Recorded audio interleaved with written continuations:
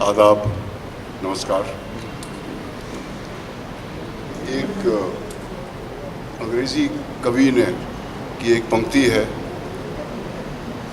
Lives of great men all remind us how to keep our lives sublime, and departing, leave behind us footprints on the sands of time. Doctor Narendra Dabholkar उन्हीं महान व्यक्तियों में से एक थे जिनके कदमों के निशान मिटने के बजाय और गहरे होते जाएंगे जब तक दुनिया में ज़रा सी भी इंसानियत बाकी है। और मुझ जैसे इंसान को फ़ख्र होता है इस बात पे कि मैं उसी युग में जिया जब नरेंद्र दाभोलकर जैसे लोग प्रेरणा का स्रोत बने मेरे लिए। और सिर्फ नरेंद्र दाभोलकर साहब ही नहीं, पानसारे साहब, कलबुर्गी साहब, गौरी लंकेश और वो अनगिनत अध्यापक, एक्टिविस्ट्स, अध्यापक, बुद्धिजीवी जो कब से जेल में हैं और पता नहीं कब तक जेल में रहेंगे, जिनका गुनाह है सिर्फ सच बोलना। मुझे लगता है और ये सिर्फ हमारे ही देश में नहीं हो रहा अंधविश्वास का राज। पड़ोसी मुल्क में देख लें आप, सलमान तासीर साहब, सबीन महमूद, जो दोनों अंधविश्वास के खिलाफ लड़ रहे थे, उनको किस बेरहमी से कत्ल किया गया। ईरान में जो हजारों बच्चियां इस दखियानुसी हिजाब के कानून के खिलाफ जो अपनी जान खतरे में डाल के आंदोलन चला रही हैं, ऐसे लोगों से, और मुझ जैसे लोग अपने आप को अपना सौभाग्य मानते हैं इस बात का कि हमने उसी वातावरण में सांस ली जिसमें इन लोगों ने, इन आइडियलिस्टिक लोगों ने, जिनसे हमें सबक सीखना चाहिए। मैं डॉक्टर दाभोलकर से वाकिफ़ नहीं था, ना उनके काम से जब वो जिंदा थे। उनकी मौत के बाद उनके बारे में मालूम हुआ थोड़ा बहुत, और फिर उनके बेटे हामिद के साथ कुछ वक्त गुजारने का मौका भी मुझे मिला, तो जानकारी थोड़ी सी बढ़ी। और हैरत हुई मुझे सुनकर कि कोई ऐसा इंसान हो सकता है जो अपनी आस्था को अपनी जान से ज़्यादा अजीज समझे।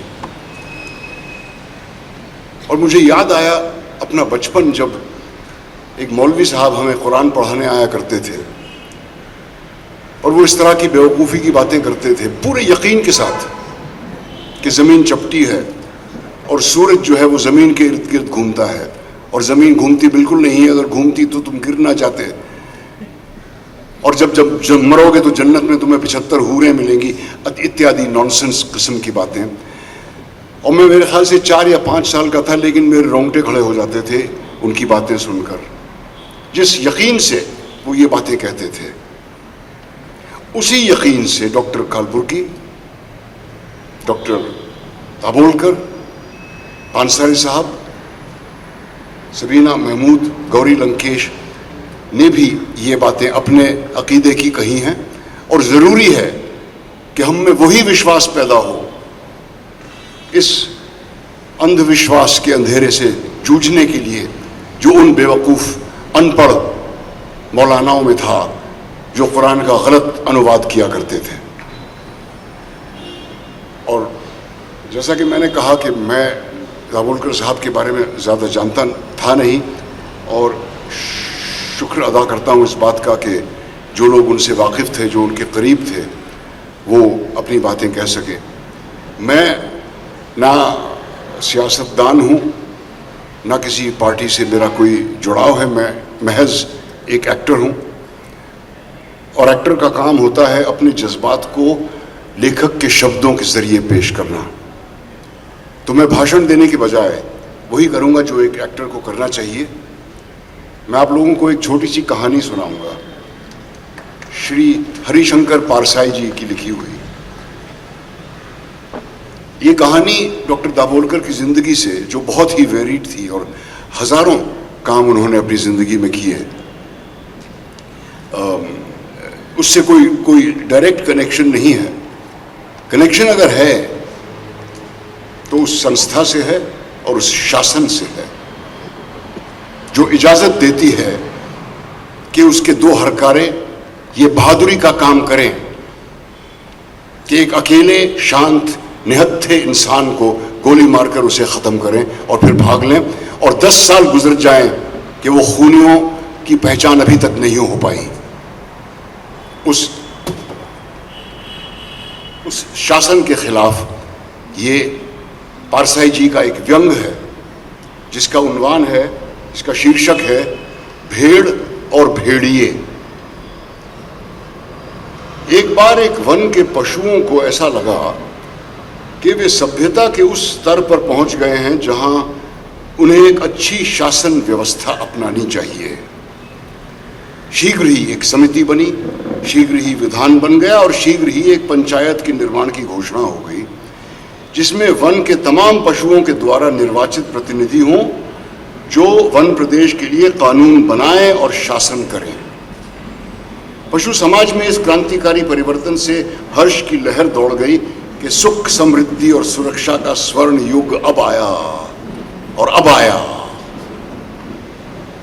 जिस वन प्रदेश में हमारी कहानी ने चरण धरे हैं उसमें भेड़ें बहुत थीं।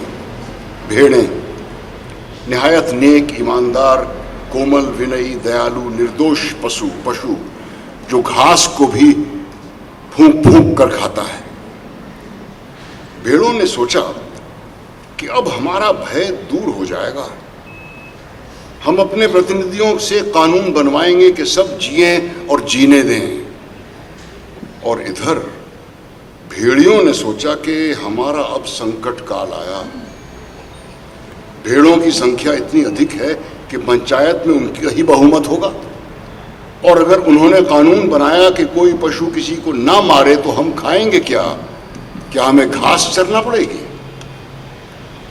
ज्यों-ज्यों चुनाव समीप आता भेड़ों का उल्लास बढ़ता जाता और भेड़ियों की चिंता भी। एक दिन एक बूढ़े सियार जो भेड़ियों के आसपास घूमते रहते हैं और जो उनकी बची कुची हड्डियां चबाते रहते हैं उनके खाने की, एक बूढ़े सियार ने बड़ी गंभीरता से भेड़िए से पूछा, महाराज आपके मुखचंद्र पर चिंता के मेघ क्यों छाए हुए हैं? ये सियार कुछ कविता भी करना जानता होगा या शायद दूसरे की उक्ति को अपनी बनाकर बोल रहा था। खैर, भेड़िए ने कहा, तुझे मालूम नहीं है कि वन प्रदेश में नई सरकार बनने वाली है, हमारा राज तो अब चला। सियार ने दांत निपोड़ कर कहा, हम क्या जाने महाराज, हमारा है तो आप ही माई बाप हैं, हम तो कोई और सरकार जानते ही नहीं। आपका दिया खाते हैं, आपके गुण गाते हैं। भेड़िए ने कहा, मगर अब समय ऐसा आ रहा है कि सूखी हड्डियां भी चबाने को नहीं मिलेंगी तुम्हें। बूढ़ा सियार अब ध्यानमग्न हो गया। उसने एक आंख बंद की, नीचे के होंठ को ऊपर के दांत से दबाया और एक टक आकाश की तरफ देखने लगा जैसे विश्वात्मा से कनेक्शन जोड़ रहा हो। फिर बोला, बस समझ में आ गया मालिक, अगर पंचायत में आपकी भेड़िया जाति का बहुमत हो गया तो? भेड़िया चिढ़कर बोला, अरे हमारी जाति कुल 10% है और भेड़ें तथा अन्य छोटे पशु 90%। भला वे हमें काहे को चुनेंगे? कहीं जिंदगी अपने को मौत के हवाले करती है? मगर हाँ, अगर ऐसा हो सकता तो क्या बात थी। बूढ़ा सियार बोला, आप खिन्न मत होइए सरकार, एक दिन का समय दीजिए, कल तक योजना बन जाएगी। मगर एक बात है, आपको मेरे कहे अनुसार कार्य करना पड़ेगा। दूसरे दिन बूढ़ा सियार अपने साथ 3 और सियारों को लेकर आया। उसमें से एक को उसने पीले रंग में रंग दिया था, दूसरे को नीले और तीसरे को हरे में। भेड़िए ने देखा और पूछा, अरे ये कौन है? बूढ़ा सियार बोला, ये भी सियार हैं सरकार, रंगे सियार, आपकी सेवा करेंगे, आपके चुनाव का प्रचार करेंगे। भेड़िए ने शंका की, मगर इनकी बात मानेगा कौन, ये तो वैसे ही छल कपट के लिए बदनाम है। सियार ने भेड़िए का हाथ चूम कर कहा, बड़े भोले हैं आप सरकार। अरे मालिक, रूप रंग बदल देने से तो सुना है आदमी तक बदल जाता है, फिर ये तो सियार हैं। और तब बूढ़े सियार ने भेड़िए का रूप बदला, मस्तक पर तिलक लगाया, गले में कंठी पहनाई और मुंह में घास के तिनके खोस दिए और बोला, अब आप पूरे संत हो गए हैं, अब भेड़ों की सभा में चलते हैं, मगर ख्याल रखना अपनी हिंसक आंखों को ऊपर मत उठाना, हमेशा जमीन की ओर रखना और देखना, बोलना मत, नहीं तो सब पोल खुल जाएगी। भेड़िए ने पूछा, लेकिन ये रंगे सियार ये क्या करेंगे, किस काम आएंगे? बूढ़ा सियार बोला, ये बड़े काम के हैं, आपका सारा प्रचार तो यही करेंगे, इन्हीं के बल पर आप चुनाव लड़ेंगे।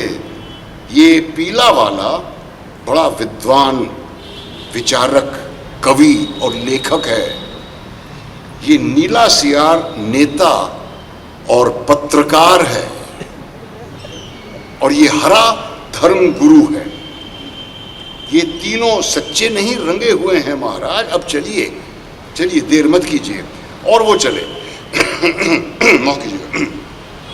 आगे आगे बूढ़ा सियार था, उसके पीछे रंगे सियारों के बीच भेड़िया चल रहा था, मस्तक पर तिलक, गले में कंठी, मुख में घास के तिनके, धीरे धीरे चल रहा था, अत्यंत गंभीरता पूर्वक सिर झुकाए, विनय की मूर्ति।